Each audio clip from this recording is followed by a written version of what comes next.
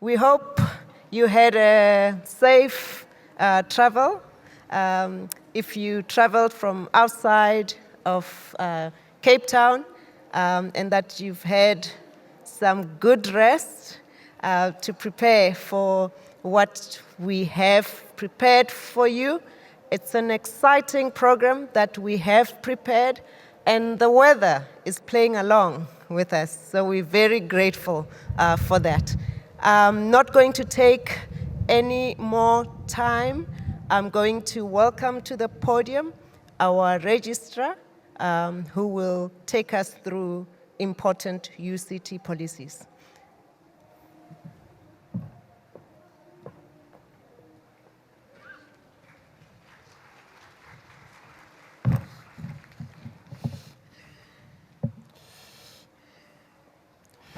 Good morning, everybody. Thanks, DVC Ramagonda. I'm Royston Pillay, as she's indicated. I'm the University Registrar.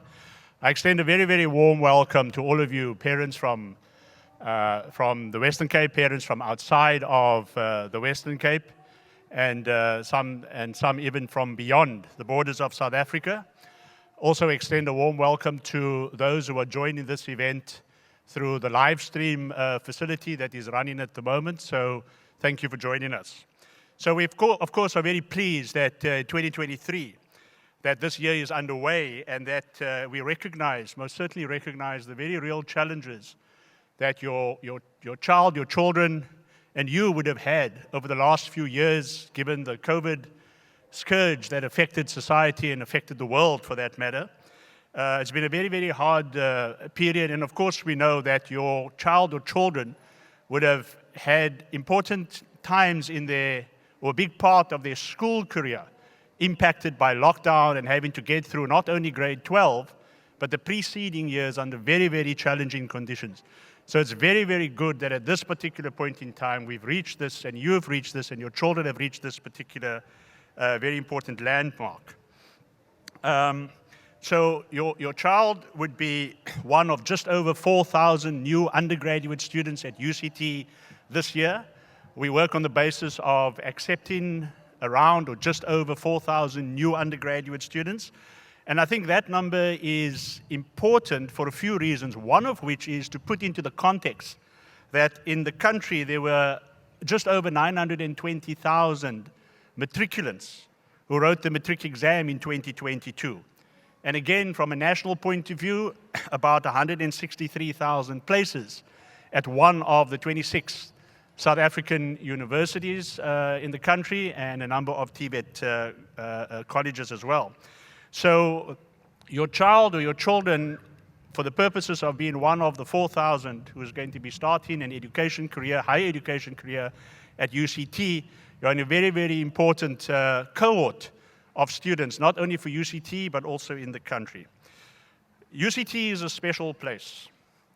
It has a physical location of natural beauty. For those of you who have not been onto the campus before, you can see what I'm referring to. It is UCT has an academic reputation that is known around the world, and it has a magnificent library. You would also remember the disaster that we suffered in terms of, just to my right, the Jagger library, part of the library being damaged severely in the fire that we had not so long ago. And there is a process underway to restore it, and what was a magnificent library then will become an even better library in the future. UCT is also a special place because we have a physical campus precinct which has an extent of 25 square kilometers. And where we are today is actually at the focal point of our campus, on the plaza where you are seated, and in front of the iconic Sarah Baartman Hall directly behind me.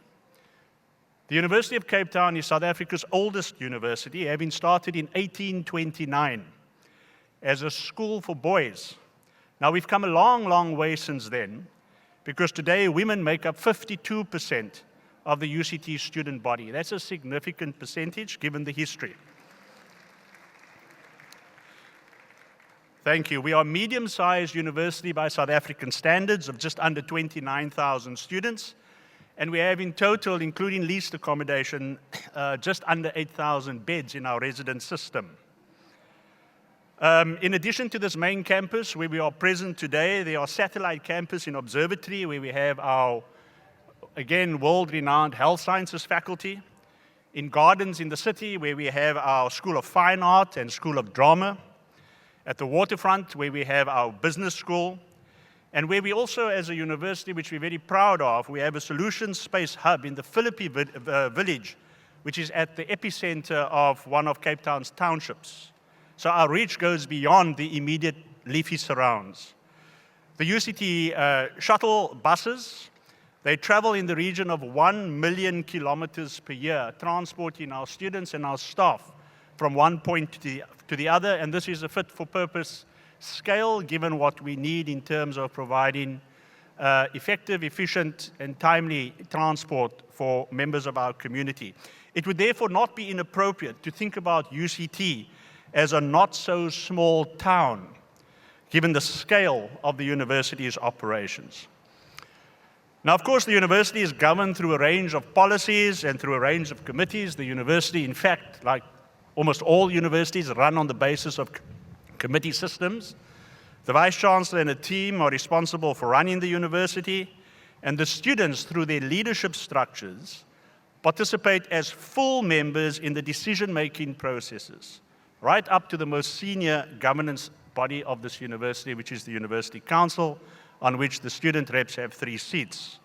So there are, of course, huge opportunities within that context that exists for our students to participate meaningfully and at very senior levels, but along with that opportunity goes very, very serious responsibility. And so with respect to that responsibility, student rules exist, student rules of conduct exist. They are not hidden, they are published, they are openly available in the public domain. And as an educational institution, I'll just give our members of our community a minute or so to come up the steps and find a seat.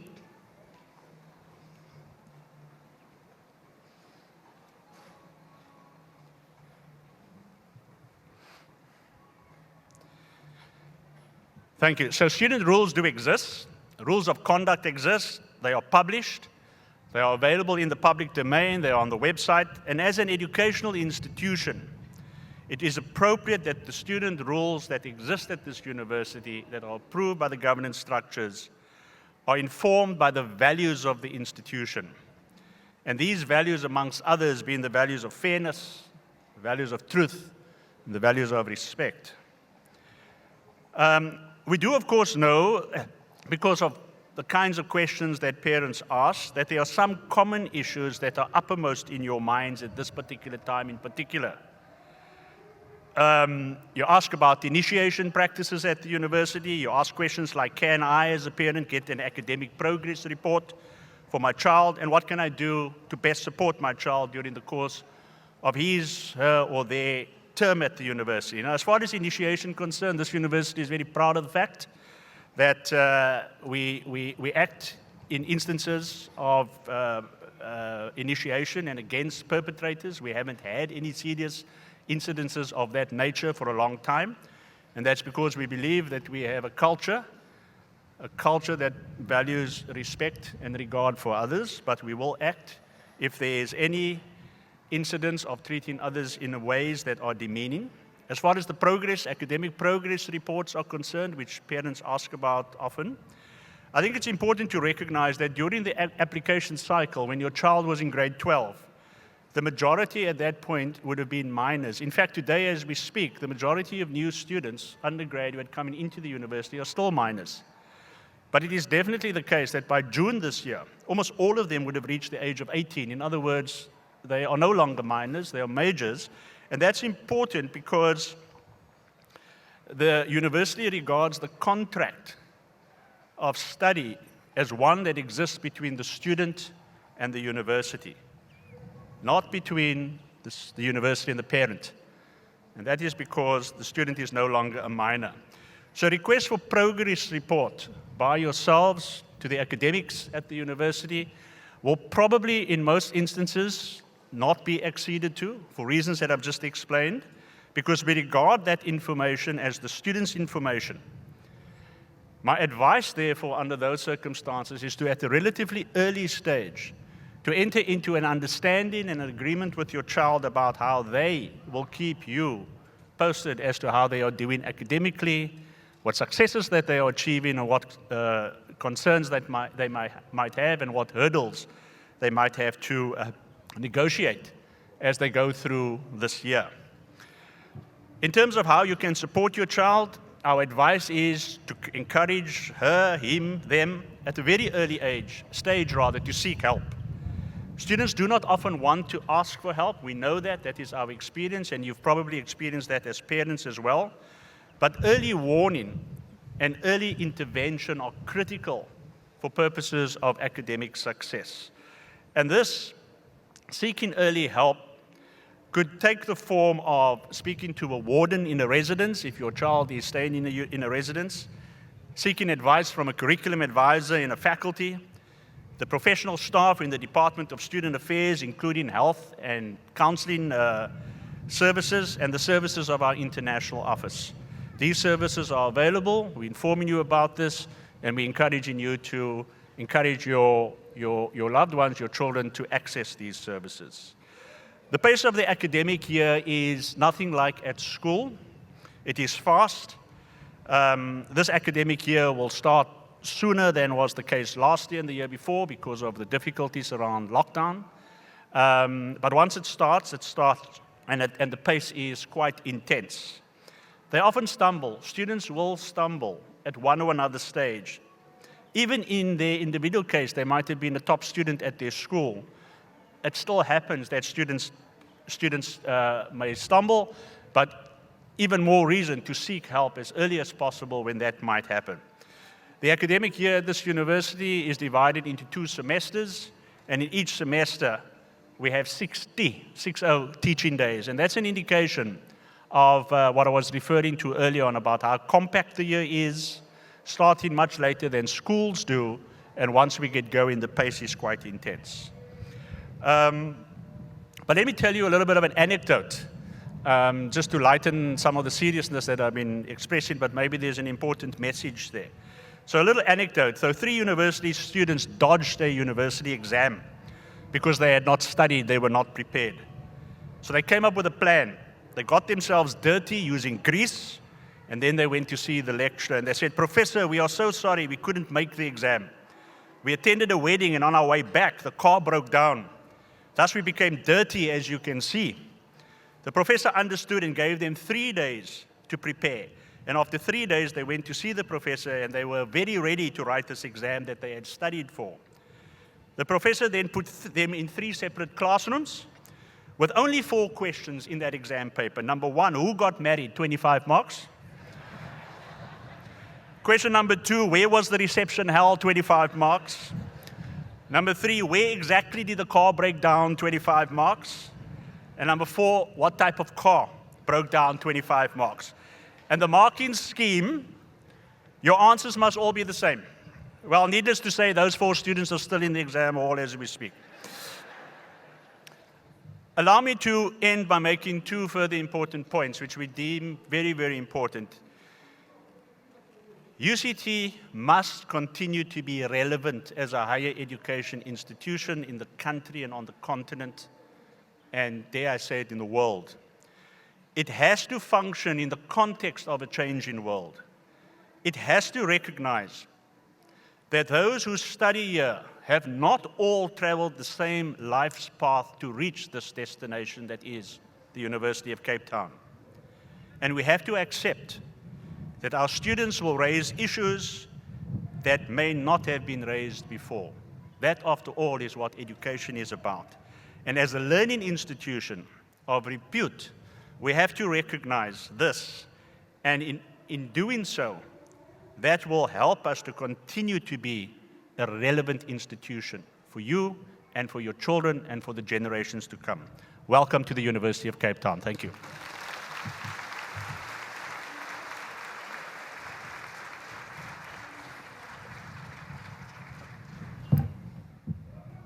Thank you, Royston. Thank you, Registrar. I now call upon to the podium our Vice Chancellor, Professor Mamokgethi Phakeng.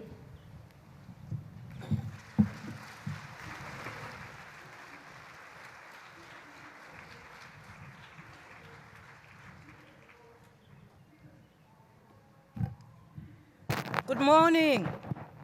Sanbonani, Maneru, Ujambo, Goeiemorgen, Dumelang, Sanbonani, Molweni, and a very warm welcome to you all, our new students and to our parents and guardians to the University of Cape Town this morning. Most importantly, let me make a special welcome to all of you who will be paying UCT fees, all of you who will be giving our students monthly stipends, and all of you who will be buying them clothes as they gain weight, because I'm sure they will, and making sure that they are comfortable here at the university. We've been eagerly waiting to welcome you to the most beautiful campus in the country, the continent, and probably one of the top 10 beautiful campuses in the world. Welcome to UCT. I hope you are not fazed by what you saw as you came into the university. This is a university. Universities all over the world are places of ideas and ways of being, doing, and seeing are always under contestation. And that is what happens here at UCT. And you want your child, your little bundle of joy, to experience and be taught how to hold their own in a place of contestation and not to be fazed by it. So what you see happening, we will make sure that it doesn't affect our academic program. It has been 12 years for your children to finally arrive here at UCT.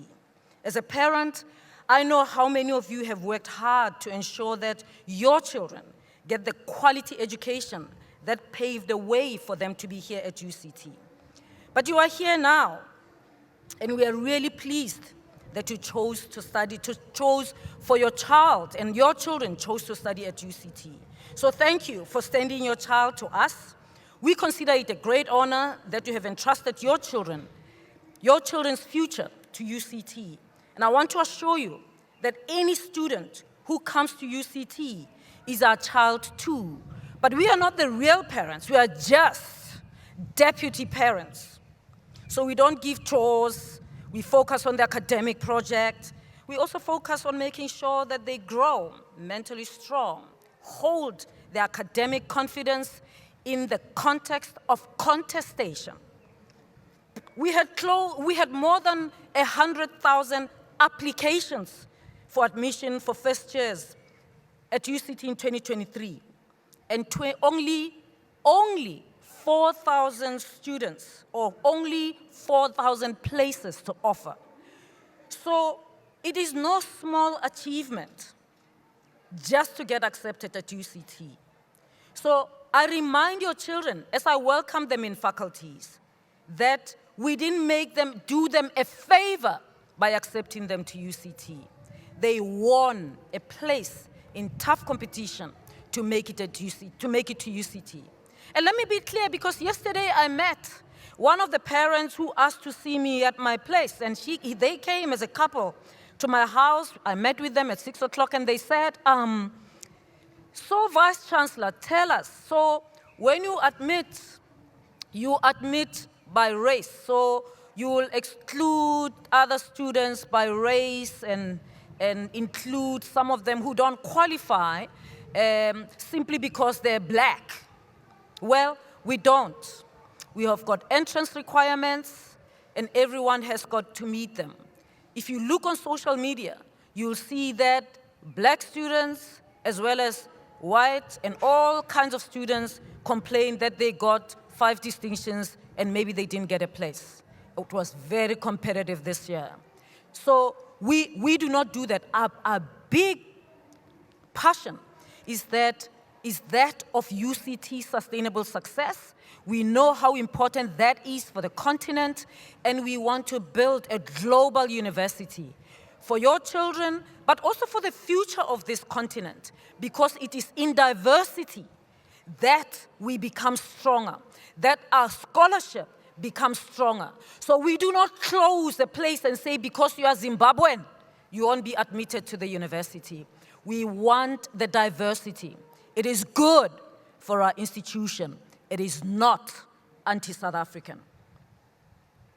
By entrusting your children to us, you become an important part of UCT as well. And that's why we are here to welcome you as part of the UCT community. And it's so pleasing for me to see many of my colleagues. Of course, there are deans who are here who will speak to you afterwards. But there are other members of our leadership team who are here as parents because they too trust their institution. And here's the thing. You cannot trust an institution if the leadership of that university, they don't trust it themselves. And that's why I'm wearing the T-shirt, UCT Mom. I'm a UCT mom myself. And thank you to our colleagues who also have chosen UCT, showing the trust that you have, not only in the leadership, but in the quality of academic programs we offer here at the university.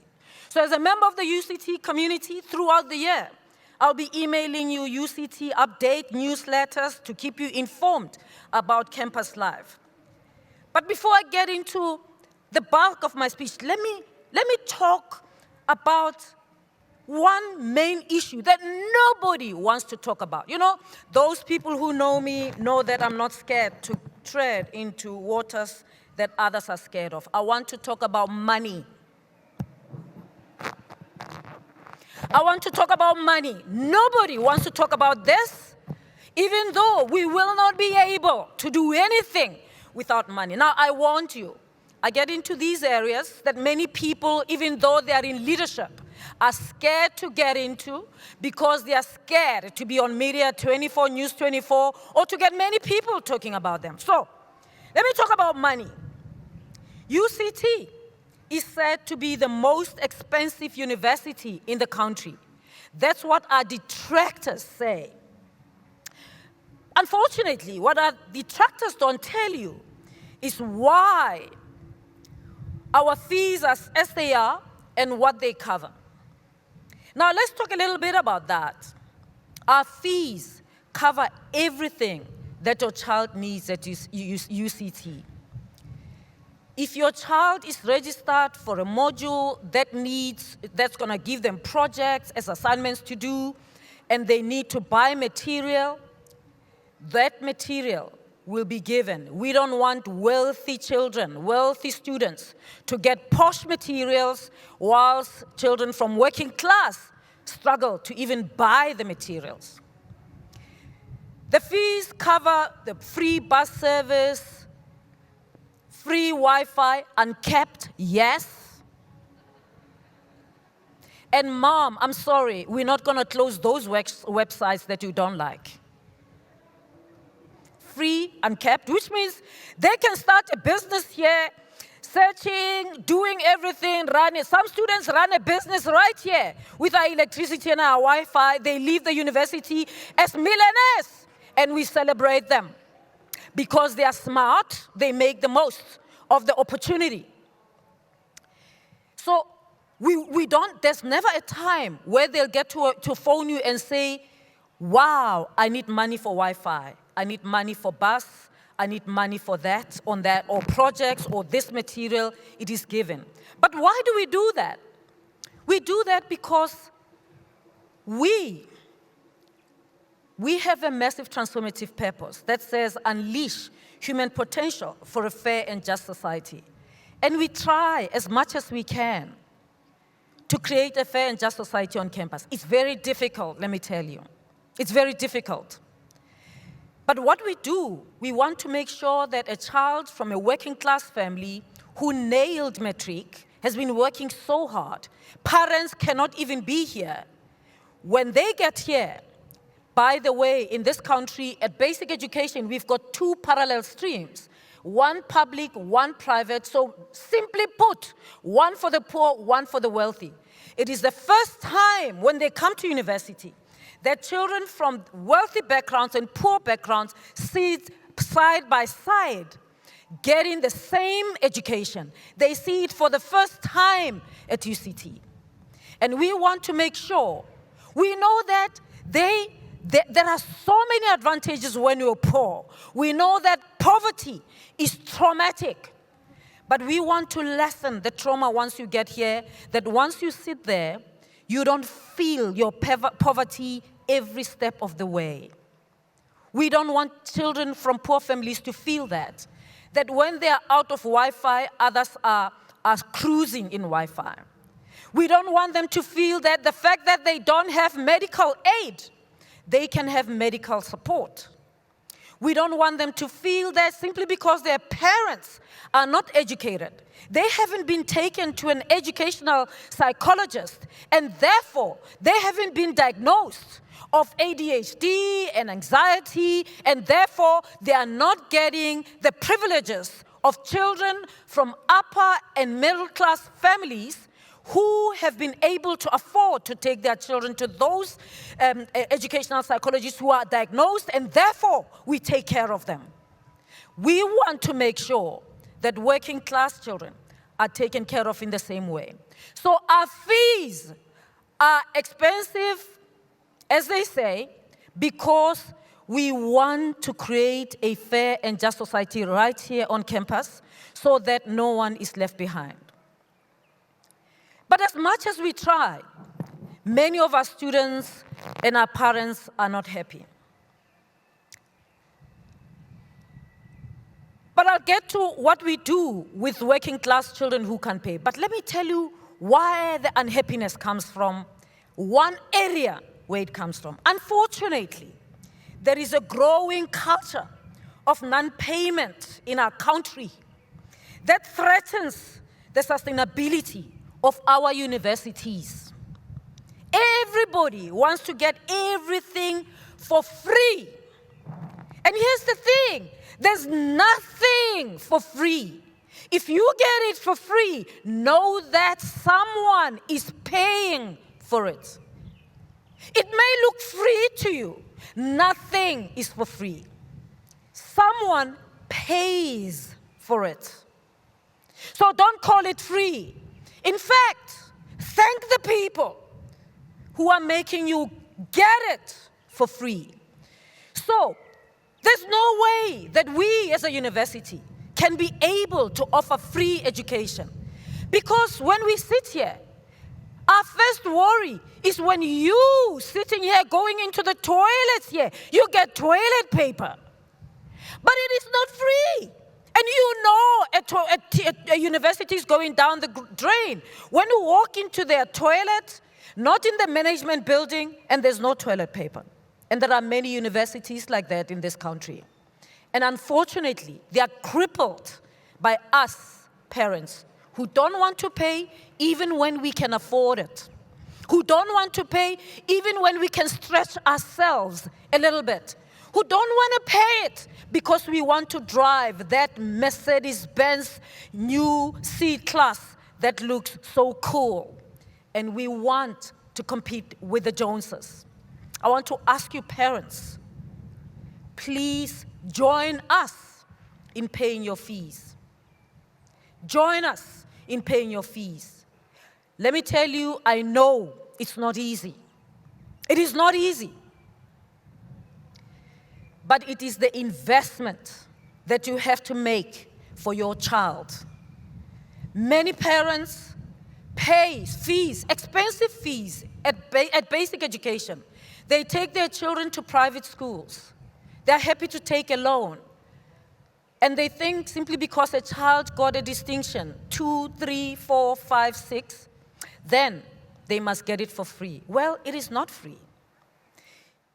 Please join us in paying. You see, when parents fail to pay their children's fees, it creates a ripple effect that harms the students as well as the standing of our university. And let me tell you, when it harms the standing of the university, It harms not only the students who are in university now, but the ones who are coming in the future, and their children and their children's children.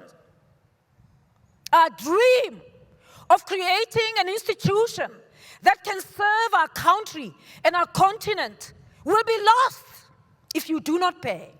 So I know it's hard. Let me tell you, I have children that I have adopted, that I pay for. Damn, it's hard, and I earn good money, and it's hard. Do it. Sometimes it's so hard that some of my relatives say, why are you paying them? They are Zulus, we are Tswanas. And I say, oh, they are my children. From the foster home into my home, which is their home. And so I will pay for them. I know it's not easy, especially when you have two, like some of us. Please do it. Not only for your children, but it also enables you, it empowers you to talk to your child about the progress that they are making here at university. It gives you the chutzpah to say to your child, Themba, it is year number 5. You said you're doing an LLB, and it takes 3 years. Themba, I know you are not excluded, but why are you still going back to campus and there's no LLB? It gives you the guts to say that. Parents, that child that you threw parties at fast food places when they were 3, they were 5, and you invited your friends and boasted about how smart they are at grade 7, needs you now and needs your money. They are at the best university. If you pay for them, it will be good for you. Now, this culture of non-payment is unfair. And it's not only unfair, it is also unsustainable. I know it sounds funny that I say this, the things that I'm saying. And I know some people are going to rubbish me. And I know that I'm going to be dragged on social media. Let me tell you, it is okay. The Daily Maverick and News 24 can publish what I say and twist it in whichever way they want. I say it with confidence and I believe it. And I know that you do, even though you are scared to say you believe me. This culture of non-payment is unfair and it's sustainable. In the long run, it can lead to a weaker UCT. In fact, it will lead to a weaker UCT and a UCT that is not competitive globally, and you think, well, it doesn't matter for you. It does matter. Middle class, lower middle class parents, let me tell you something. I know that you think you are not wealthy enough to pay. You've got to pay. Teachers, nurses, whatever, people like me, please pay. Because you know, when this happens, the wealthy and the wealthiest of the wealthiest take their children overseas. They've already started. It is you who's going to suffer. Because you know why? The wealthy of the wealthiest, of course they pay. Some of them pay for more children and so on. They donate to our fundraising and student financial aid because they're desperate for their children. They want us to get along. I don't ask you to donate. Let them donate. We ask them to donate and they do. If you're middle class, lower middle class, you don't qualify for NSFAS, your child didn't qualify for a scholarship, or they qualified and they failed and they lost it, pay. Because when things become bad, when the university becomes sustainable and becomes unsustainable and becomes weak, the wealthiest will take their children elsewhere. And those of us who are just middle class, lower middle class, will not afford to do so. So please pay, it is for you too. Let's do that for our own future. So that's one way of addressing the problem. Join in with us in saying, let's change this culture. Let's hold people accountable for their actions, for their responsibilities. Let's enforce laws, regulations, and policies that require payments for goods, for services, and let's applaud those who take legal action if some don't do. So you see, When children, our students protest, it's not that we didn't try, and it's not that we're not trying. It's because we've tried, we've been lenient and lenient and lenient, and they still want us to have no rules at all. Allow people to stay in residence even if they are year number 6 in a 3-year program, year number 9 in a 4-year program or a 3-year program, and they still want to go into rest. And I say to them, but we've got first years who've never been to university. They need that residence more. And if they're poor, here's the thing, if the students are poor and they're taking too long to complete, they're taking the space and the funding of another poor, probably much poorer child. So please, work with us to make this happen. So let's change the culture of non-payment. Well, enough about money. And I'm happy to take your questions if you have any. You can reach out to me. If you disagree, that's okay. I believe this is good for the university, for you and your children. As a proudly South African university and African university, UCT provides innovative, socially engaged curricula at the cutting edge of their related disciplines and professions. We don't just demand money, we provide top-class education. During this time, we will provide them with the knowledge and tools that will enable them to contribute confidently and meaningfully to a workplace and world characterized by change. The registrar has already talked about the world, the changing world that we are in as a university and as individuals. And we've got to produce graduates. Your children have to be able to cope in this world that's characterized by change. As you know, we've got ChatGPT now. We've got to make sure that they can be able to hold their own and make a contribution that's better than what ChatGPT can offer. Or in fact, they create intelligent machines that are even better than ChatGPT. In the process of doing this, we encourage them to use their skills and knowledge to enhance the quality of life for all on our continent. We also want to nurture an appreciation in them of lifelong learning. We build an ethos of excellence in all that we do at UCT. This ethos is underpinned by the guiding principles of transformation and sustainability. Even as we pursue excellence here at UCT, we remain mindful that excellence is not always innocent.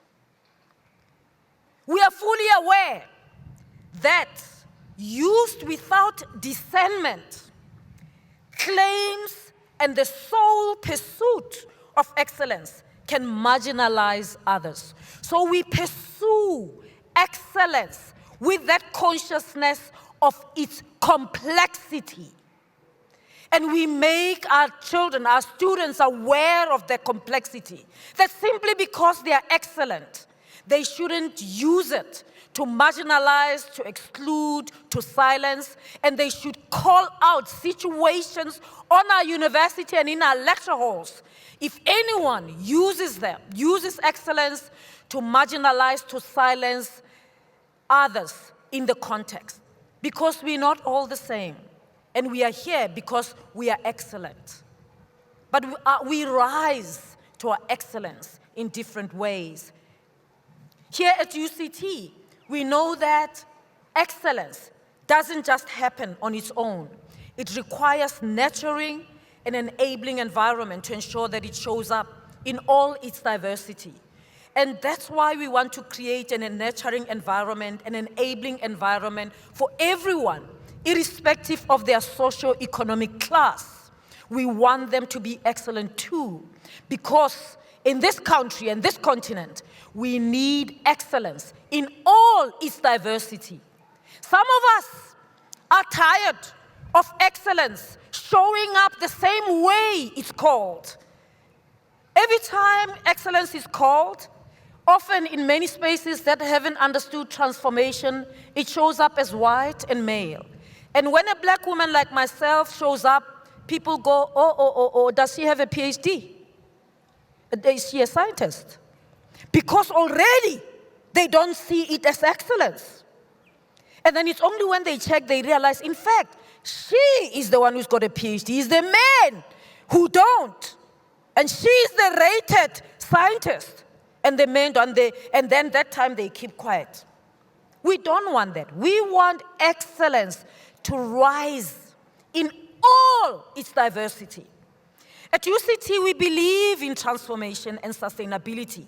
And we believe that these are important pillars that support excellence. By ensuring transformation, challenging any lingering inequalities, and creating a culture that celebrates diversity, we encourage equity and full participation by all in UCT's success. And this success, in turn, provides the foundation for UCT's sustainability. Transformation and sustainability also bolsters our bold transformation or strategic plan, Vision 2030. And this is our blueprint for the university's development in the coming decades. And broadly, it aims to unleash the full range of human potential to create a fair and just society through our core academic functions of teaching, research, and community engagement. Vision 2030 provides a framework to refocus the university as we adapt to the challenges of a post-pandemic world in the fourth industrial revolution. It emphasizes the importance of supporting and celebrating diverse ways of thinking, being, doing, in teaching, research, and university operations. Because your child chose to study at UCT, we are confident that they will help to foster a learning environment that is welcoming, that is tolerant and inclusive, where ideas can be shared and debated, and where opposing ideas can be discussed without animosity. I've been welcoming students, I've talked to the students in humanities and in commerce, and I told them, in a place of ideas, you don't just keep quiet to listen to ideas that listen to you. You also keep quiet to listen to ideas that don't agree with you. Maybe you change your mind, but maybe you develop a stronger argument for why your ideas are more important or why your idea actually is stronger. You don't shut them down simply because you don't agree with them. You listen to them. Let me be very clear. While we encourage the expression of different viewpoints here at UCT, we do not tolerate racist, xenophobic, sexist, or homophobic behavior or language at UCT. We are guided by the values of the South African Constitution and the Bill of Rights, and we operate according to their principles and respect for human dignity, human rights, equality, non-sexism, and non-racialism. We understand that there are people who are contesting the Constitution of South Africa today, and that is okay. This is a contestation of ideas. You can contest it, but allow us who believe in the Constitution to do so. Don't threaten me, don't create animosity. Because UCT belongs to all of us and should be a safe home for all who work and study here. Every member of the UCT community deserves respect and dignity. Even when they have wronged you, we don't have a right to disrespect and strip them of their dignity. We hope that as our students progress in their studies, they will gain even a greater appreciation of the adage that strength lies in diversity. Diversity is deeply embedded in and greatly valued at our institution together with inclusivity. It can be seen in the breadth and depth of what we study and research here at UCT and in the social aspects of our campus, where diversity is celebrated. Valuable lessons are learned outside and inside the classroom, and these will be transferable to the workplace and to every type of human connection. At UCT, your child will engage with people from all walks of life, from across the country and other parts of Africa and the world. We pride ourselves on being the most international university. Just recently, We were named as the 59th most international university in the world. And that's no simple matter. We like it that way because even children from low or working class backgrounds get an opportunity to experience people from all over the world right here on campus. Some of them may even become lifelong friends for them. And on graduation, their association with the university will connect them to a network of thousands of UCT alumni stretching around the globe. You may think I'm joking here. I was in the US talking to alumni, and I met the chair of our trust, the UCT trust in the US, who is a lawyer, top lawyer in the US, and a young black South African law graduate who said, you know, I was applying for a job in the US, and I didn't know who to talk to. And I found this man, and I sent him an email because he's an alumnus of UCT. And he gave me tips. Not only that, he connected me to the law firms that I should apply to. And here I am, Prof. I'm now working in New York. And he is my best connection. And that's what UCT graduates all over the world do.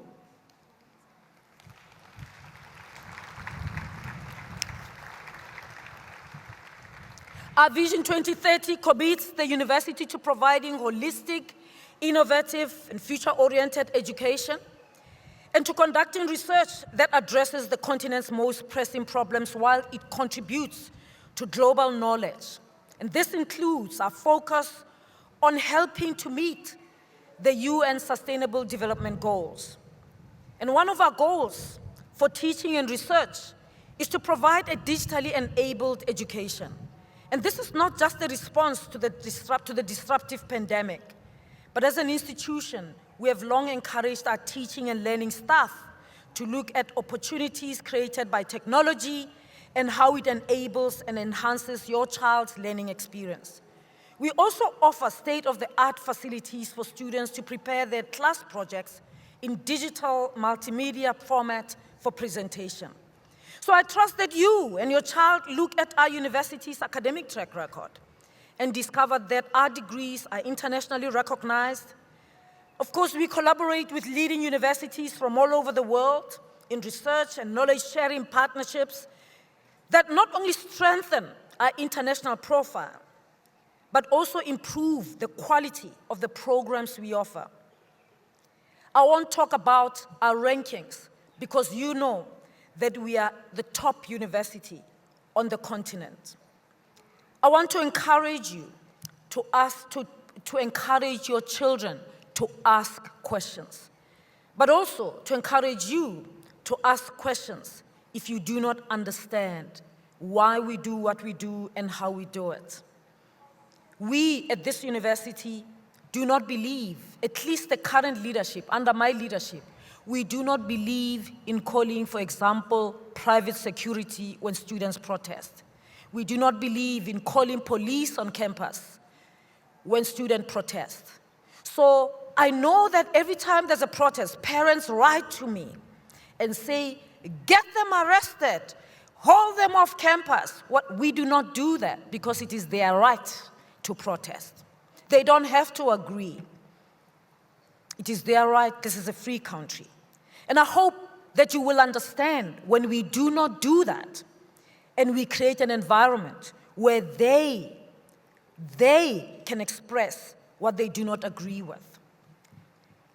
I also hope that those of you whose children are wanting to apply for financial aid or have qualified for NSFAS know that whatever NSFAS says, whatever they give, if you think it doesn't cover what the university will cover, we will sort it out. They are NSFAS students, and they shouldn't be in that environment. And NSFAS students apply. If you haven't applied or if you are waiting, just keep waiting. We do not prevent you from registering if you do not have money. We have your results, and you have committed to us, your parents or whoever committed to pay, and we will continue in that way. So, welcome to UCT. Parents, we can only build a successful university with you. Never ever think the Vice Chancellor is a magician. The Vice Chancellor is not a magician. They don't create money and they don't create peace on their own. They do it with the leadership of the university, who must be held accountable, but as well as the parents of the university and the students of the university, all of whom must be held accountable. I look forward to working with you for the duration of your child's study at UCT and seeing you at graduation as well. Welcome to UCT.